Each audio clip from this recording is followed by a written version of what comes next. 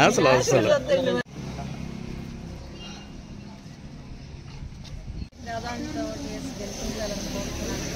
మన ఉత్తరాంధ్ర నుంచి PDF MLC అభ్యర్థిగా ఫస్ట్ టైం పోటీ పెట్టలేక మరి మీరందరూ సహకరించి మీ మొదటి ప్రాధాన్యత ఓటు వేసి మండలికి పంపిస్తే మండలిలో మీ గొంతునే మన సమస్యలన్నింటి మీద ప్రభుత్వం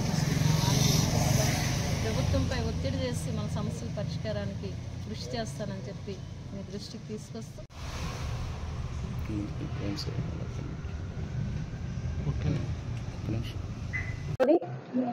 నేను యూటీఎఫ్తో పాటు ఉపాధ్యాయ అధ్యాపక సంఘాలు బలపరిచిన ప్రోగ్రెసివ్ డెమోక్రటిక్ ఫ్రంట్ అభ్యర్థినిగా ఉత్తరాంధ్ర టీచర్ ఎమ్మెల్సీ నియోజకవర్గం నుంచి మరి పోటీ చేస్తున్నాను.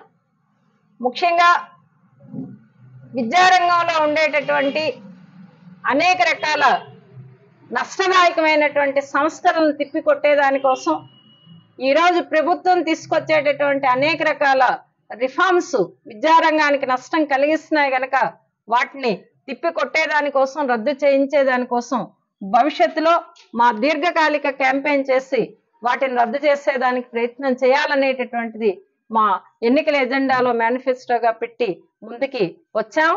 మరీ ముఖ్యంగా ఈరోజు ఆంధ్రప్రదేశ్లో విద్యారంగంలో పనిచేస్తున్నటువంటి అనేక రకాల మేనేజ్మెంట్లు, కేజీబీవీలు, మోడల్ స్కూల్స్, ఐటీడీఏలు, మున్సిపాలిటీలు, సొసైటీ స్కూల్స్, జూనియర్ కాలేజీలు, డిగ్రీ కాలేజీలు, యూనివర్సిటీలు ఇలాగ విద్యారంగంలో పనిచేసేటటువంటి అధ్యాపక ఉపాధ్యాయుల సమస్యల దీర్ఘకాలిక సమస్యల పరిష్కారం కోసం ఒక పోరాటం చేసి వాళ్ళ సమస్యల్ని పరిష్కారం చేసుకునే దిశగా ముందుకు వెళ్తాము అని చెప్పి మరి ఉపాధ్యాయ లోకానికి అధ్యాపక లోకానికి మీ ద్వారా తెలియచేయడం అనేటటువంటి జరుగుతుంది. మరి ముఖ్యంగా కేజీబీవీ టీచర్స్ గా పనిచేస్తున్నటువంటి వారికి ఇంతవరకు మినిమం టైం స్కేల్ అనేటటువంటి దాన్ని అమలు చేయలేదు. మరి మినిమం టైం స్కేల్ అమలు చేసేదానికి ఒక కృషి గట్టిగా చేస్తామని చెప్పి తెలియజేస్తున్నాం. కాంట్రాక్ట్ లెక్చరర్స్ యొక్క రెగ్యులరైజేషన్ కి సంబంధించినటువంటి 114 జీవోని అమలు చేయించేదానికి కూడా మా కృషి గట్టిగా చేస్తామని చెప్పి తెలియజేస్తున్నాం.